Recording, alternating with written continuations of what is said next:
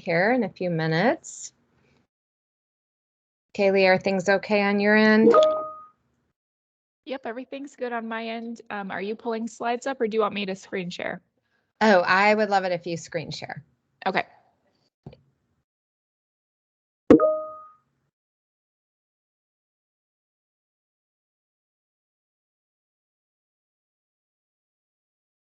Hey, Jane. Hi, Hannah. I appreciate you guys putting your cameras on because it's way nicer to talk to people than those little icons. I know sometimes your connection's not strong enough to keep your camera going and hear the audio and all of this. But if you can turn your camera on today, that would be lovely.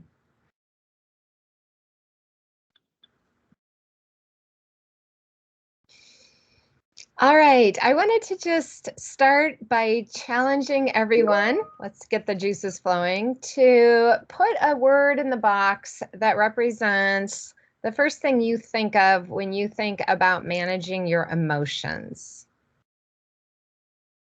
So what's the word that comes to mind when you think about managing your emotions?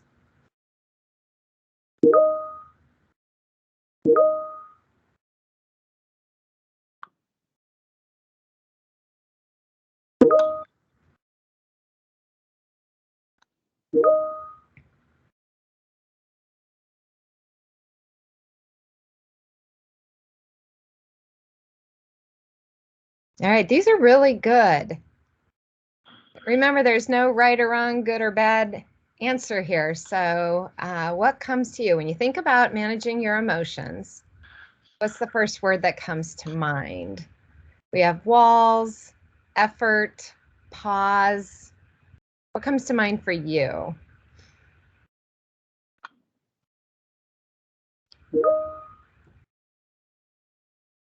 Restraint.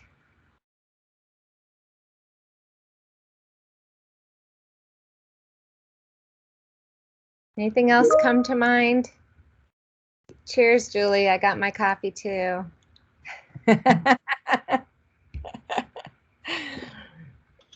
Juggling. That's good.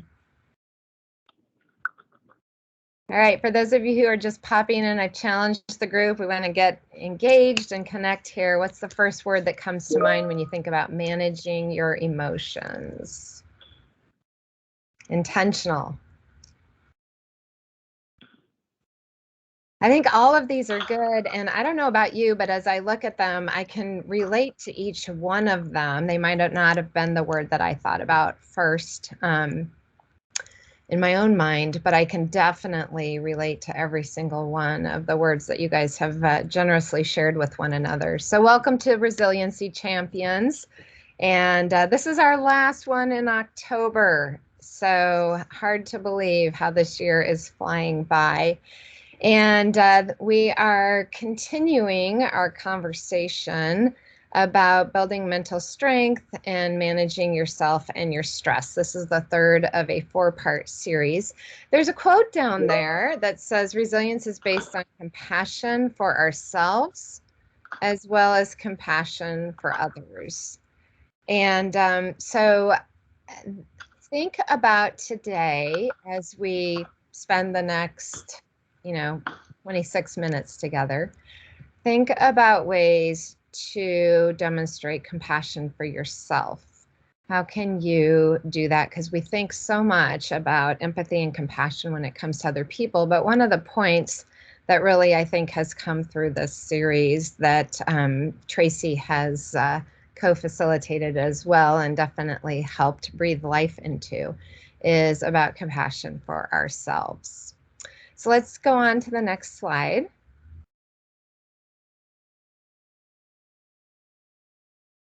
And so today we're talking about the final strategies. We did half of these last session, and we're going to do the rest of them today on strategies for managing yourself. These strategies within this segment are also a bit of a deeper dive into the content strategies that were just listed in ECE, and the session 2 of ECE didn't provide an opportunity to deeply dive into those. So we wanted to take a little bit more time through Resiliency Champions to do that. So let's think about additional strategies for managing ourself. All right, let's go ahead.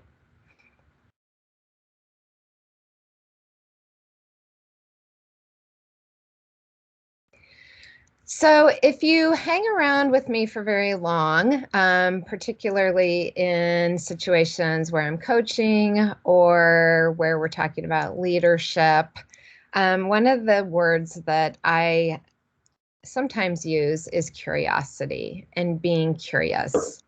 And I will tell you guys from personal experience that curiosity, when that word was presented to me by my coach, my professional coach, it was a huge difference maker in two things. One, the way I listened, and two, the way I asked questions. So using curiosity to drive your listening, and we've talked about that a little bit already.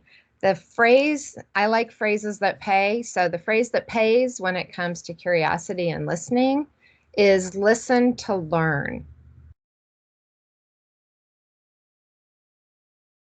A lot of times, and this will come up in a moment, but a lot of times we listen to evaluate, we listen to judge, even though we think we're non-judgmental. You know, we have critical thinking skills, we have critical listening skills, and a lot of times we listen for those purposes, or we listen to figure out what we're going to say next.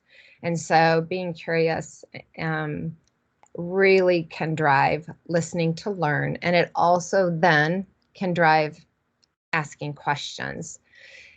If you want to really deepen a conversation or make a connection with another person, ask a question. And this happens so much in life. I want you guys to think about a scenario that's just like this example that we have here. How often have you ever had an experience where you're sharing something with another person? In this case, the experience of losing a pet.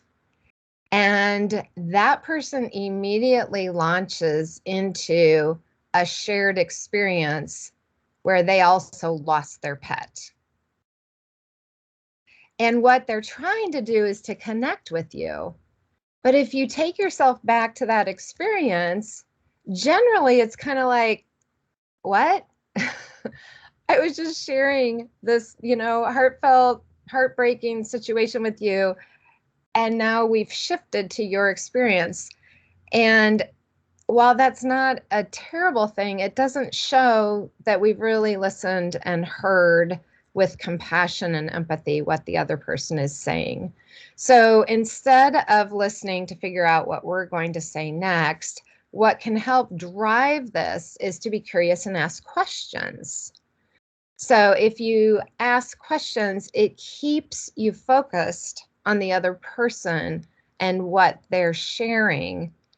And it helps put up a little bit of a barrier so you don't use the opportunity to talk about your shared experience. And I'm not saying that sharing experiences is bad. It's not. It's the timing of the shared experience. It's kind of like you've got to float further downstream. You've got to wait to share your experience and be in the moment with that person. So how do we do that? How are we curious? How do we ask questions? First of all, read the other person's nonverbal cues. And one of the things that we talk about in our Sandler Foundations is called matching and mirroring. And so mirroring, that's a hard one to say. But we match and mirror. And we do that to connect with the other person. So we do that by looking at nonverbal cues. How is that person positioned? If they're leaning in, do we lean in to show that we're really curious and we're really hearing what they're saying? And not just the words that they're using, but the emotion that may go along with that. Paying attention to the speaker, not your own thoughts. That's really hard because I think that early on, and this really, if you think about it, it begins in school, in our school experiences. When the teacher is talking, we tend to start anticipating that a question's going to come out of that, and we tend to anticipate what the answer to the question might be. Instead of really listening. I know there was a recent situation, and this was pretty funny. I don't think Tracy will mind if I share, but there was a question that was being asked, and Tracy answered it before the whole question was even put out, because Tracy was anticipating what was coming. And then it was like, how in the world did you answer the question? I didn't even ask it. And Tracy was like, I was anticipating. And that's a great set of skills. And we learn that through our educational experience. But in this kind of situation, we want to kind of put that on the shelf and really just be in the moment and not anticipate what we're going to say next. So don't push the moment ahead. Don't anticipate what you're going to say. Avoid doing those things. Avoid being in your own thoughts. Avoid the impulse to tell your story on the same topic. And instead, replace that with a different behavior, which is asking questions.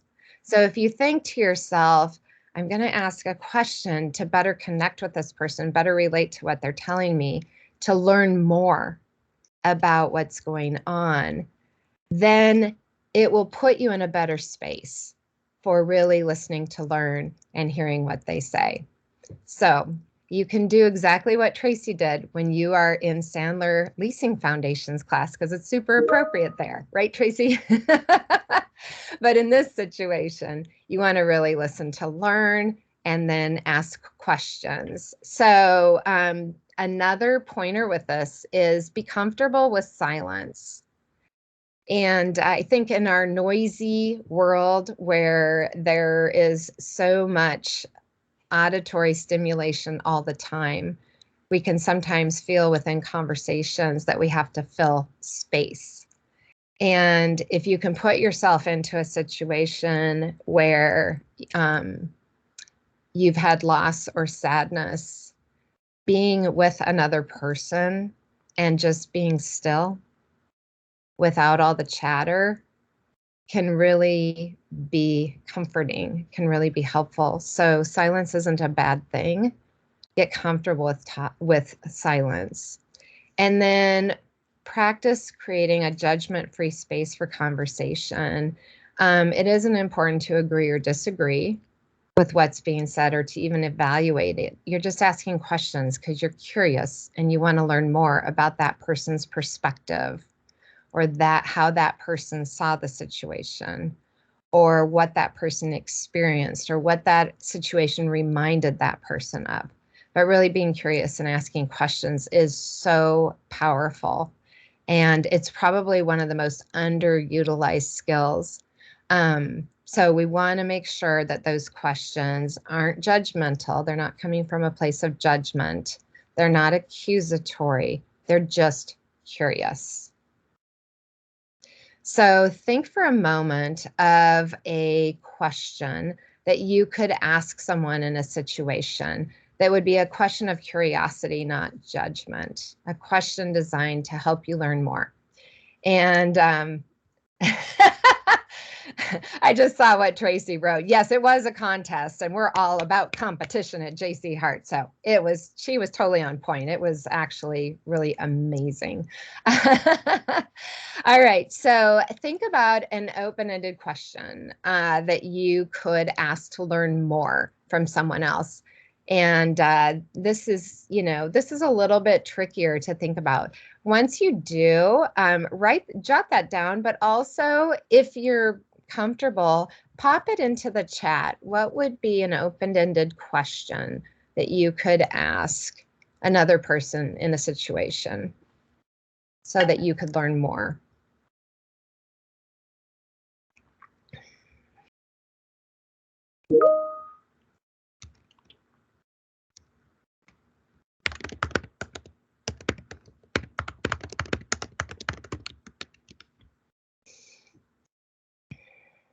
Thank you, Jane.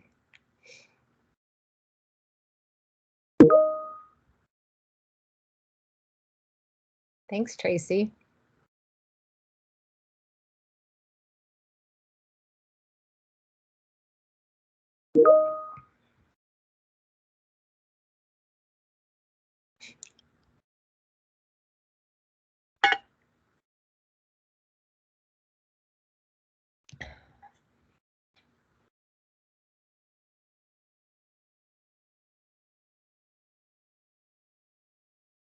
Can we get one or two more?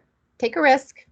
These are great. Tell me more about that. What led up to that situation? How do you feel about whatever it is?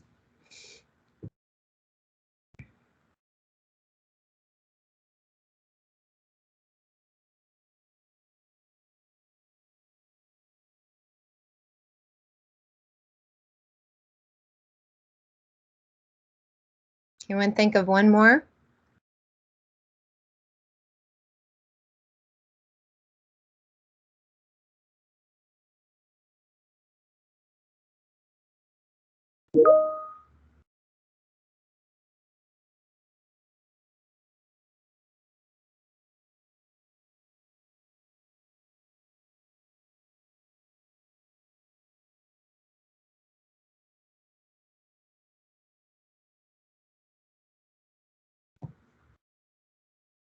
Okay. It's hard without a scenario. Very, very true, because you have to kind of think of one yourself in all of this. And Tracy's just identifying that oftentimes she repeats back the last few words that they're saying, which is a good reflective listening strategy for sure. And it's definitely a connector that sets the stage for being curious and asking questions.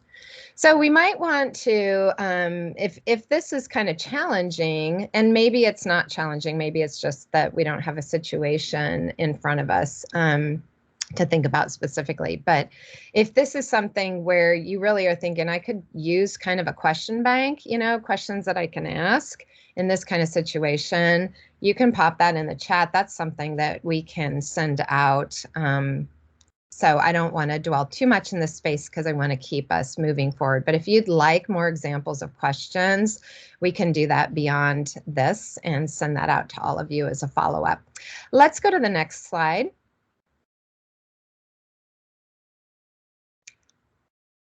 All right, the next thing is understanding the situation. And one of the things that we want to do in that is just acknowledge feelings without drama. So regardless of what you're hearing, you may, okay, Ashley, we gotcha. You may or may not agree with what they're saying. And sometimes we feel like, well, I've got to ignore my own feelings. And then they pop out somewhere. A lot of you have heard me say that feelings are kind of like a beach ball that you're holding underwater. And the longer you hold them underwater, the longer you hold them out of everybody's view, the bigger the beach ball gets. And you can only hold a beach ball underwater for so long, and then it eventually like pops out. And the crazy thing is, when it does pop out, you have no control over the direction that it flies, the distance that it flies, or who it hits along the way, and who gets smacked by that beach ball. So acknowledging your feelings as you're understanding the situation is really important, because it may trigger certain feelings with you. And so just you're not ignoring your own feelings in that situation, but you're acknowledging them. If you're getting annoyed by what that person is saying in the other scenario where we're being curious and asking for information, or, asking questions, you may have a reaction to that. So think about a situation with a resident, for example, and they are upset, and now you've been curious and you've asked questions to clarify the situation, and now you're getting emotional, like your emotions, because you're like, that's so annoying, or we had this conversation 2 weeks ago, or we've done X, Y, and Z, how is that not enough? So you want to understand the situation and acknowledge your feelings and their feelings as you're doing it. And then really try to focus on the other person's perspective and what's behind it, what's motivating them. And that can help you direct your own emotional energy in a more productive way. So for those of you who have had opportunity to dig into advanced insights and look at the values motivators, those really come into play when you're trying to understand the situation. We are all differently motivated. And what we value most, those values motivators can drive how we approach different situations or react to things that happen to us in life. So you want to be mindful of that. And if you haven't, I think everybody on this call, at least that I've seen, has done advanced insights. I would encourage you to go back to your values motivators and look at those again for yourself, but also in thinking about other people, because those values motivators are driving things, and then ours are driving things, and they're not always the same between us and another person, and they then can trigger feelings. So that's kind of like, what we want to do is just more objectively understand the situation and value the fact that, they're coming from a legitimate perspective. It's just different than yours. So again, it's pulling judgment out of it. So how do we keep those feelings back that allow us then to be open to understanding the situation? First of all, figure out what you're feeling in that situation. And get your own feelings out in front of you. And it's okay to feel really bad or to admit that you're not okay in a situation. This could be a situation with a colleague at JC Hart Company, another associate, and there's conflict and you have two different perspectives on things.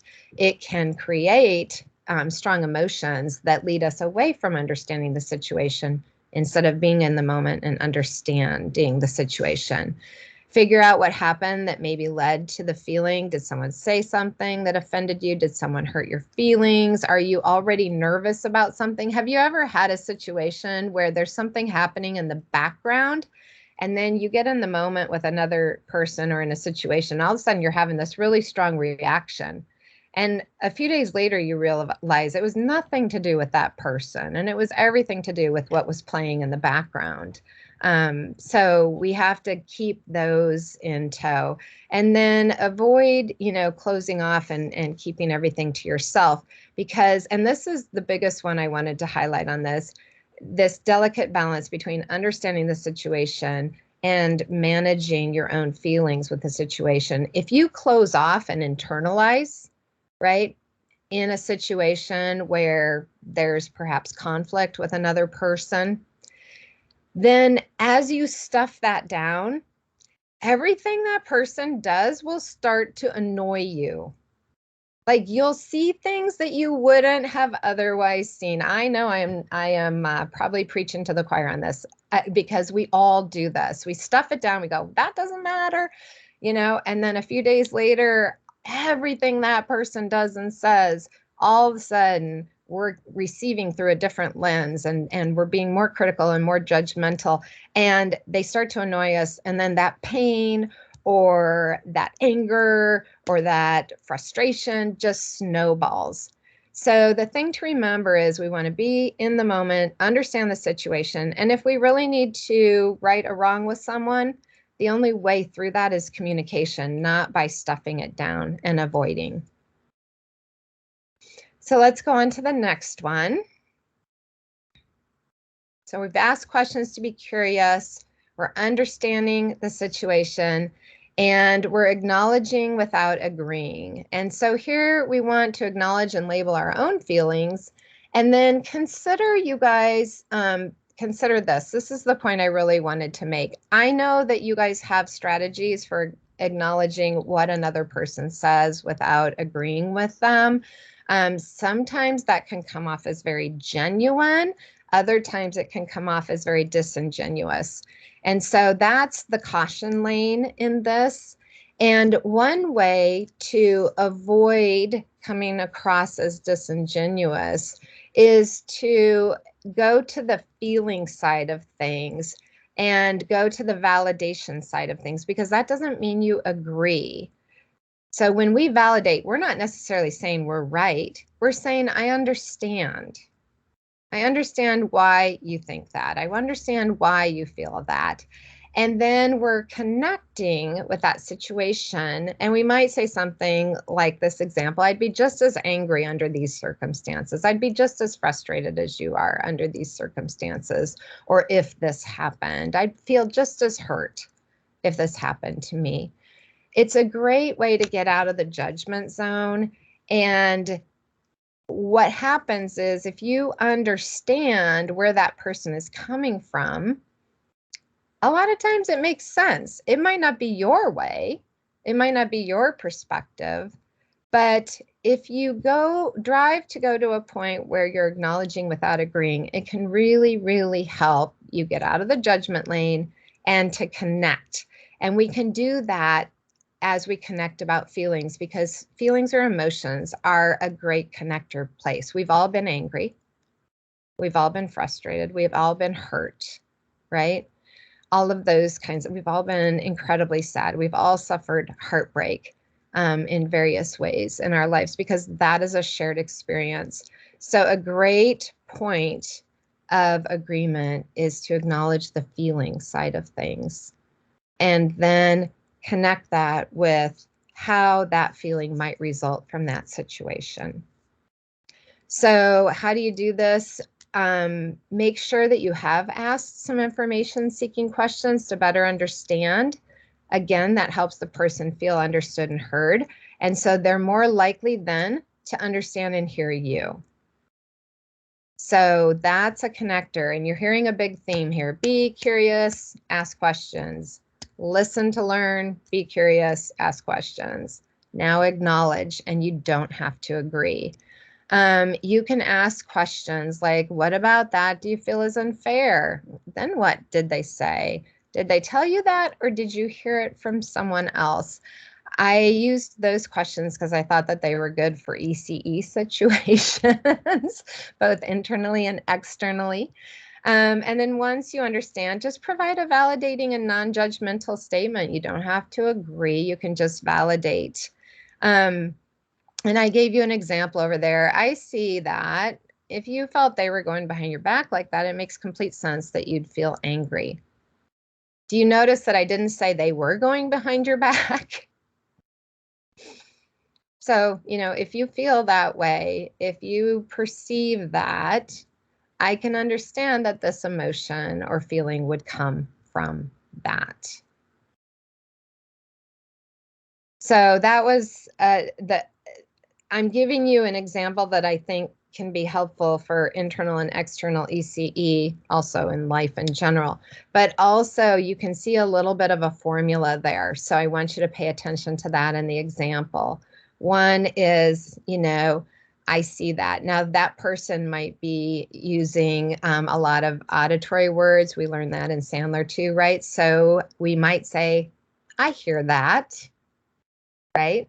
Or if they're using a lot of emotional words, I feel that. I mean, a lot of people will say, I feel you, right?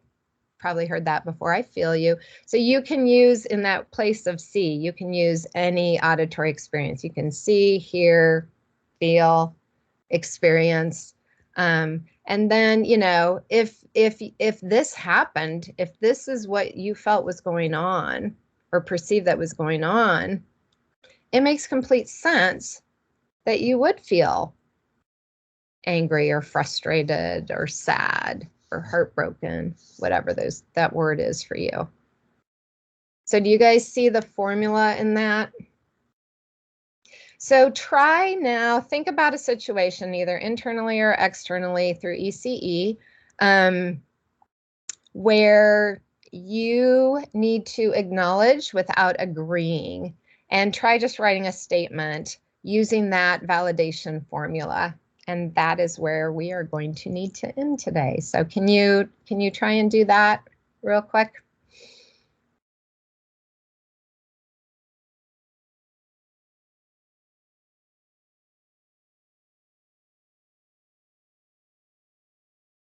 And if one person has it and wants to share, that would be great, just so we have 2 validation examples.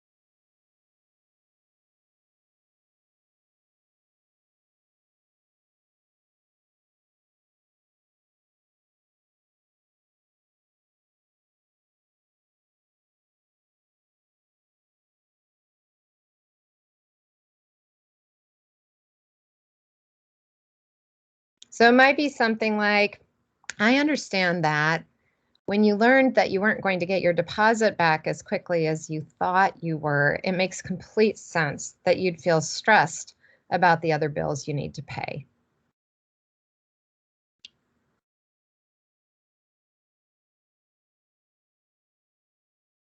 Does that make sense? I saw Hannah smile, so I know Hannah's been there. And Julie and Ashley. Okay. Does anybody else have one that they can share on this? Okay, great, Tracy and Ashley. Tracy, I get it. I get it. You feel like your neighbor is always being loud late at night when you have to be up early. I'd be upset too, losing sleep right before a big interview. You see that connection? The connection is on the feeling. I'd be upset. Ashley, I totally hear you with all the hard work you do. If that weren't being acknowledged, I would be upset by that too. Oh, you guys, perfect. Well landed, very well landed. So the only way to get better at these things is to, task yourself to practice them. So pick at least one of these right now. You don't have to master everything, but pick one for the week, whether it's, being curious and asking questions, whether it is making sure that you're listening to learn. We kind of infuse that in there, acknowledging without agreeing, any of these areas that we've been covering. Choose one of them, one of the 3, and just dive into it this week. And as I always say to you guys, if you can practice it across your life, the things you learn at work in this space are always transferable to the outside world. So be sure to do that. I think we have one last slide to tell us when we're meeting again. Oh, tap into empathy. Well, we'll do empathy next time. All right, so next time we're going to look at strategies to manage stress, meditation, mindfulness, grounding, cue controlled relaxation. And I'm going to leave empathy in that slide in. You guys should still have it, but we will tap into empathy as well in a future session, because that is the other thing that I think was the unspoken part of what we were just talking about. You can't be curious and ask questions, and you can't acknowledge situations or do any of those kinds of things without empathy and compassion for yourself. So appreciate you tuning in today. We will see you November 5th. And this should be a really fun one because we're going to try these as we go along. So come ready. We'll turn off the camera when we get to the weird parts, but no, I'm just kidding. we'll have cameras off when we're trying things, because that's kind of strange to be looking at each other trying mindfulness or meditation. But we're going to try those out next time around. So please plan to tune in on November 5th, and we will get you a question bank. So, Ashley, thanks for putting that out there. Love to know what's most helpful to you guys. If there's anything else that you need, please let Kaylee, Tracy, and I know, and we are more than happy to provide it. I hope you guys have a strong day. Enjoy. Happy Friday, and thank you for being resiliency champions at JC Hart.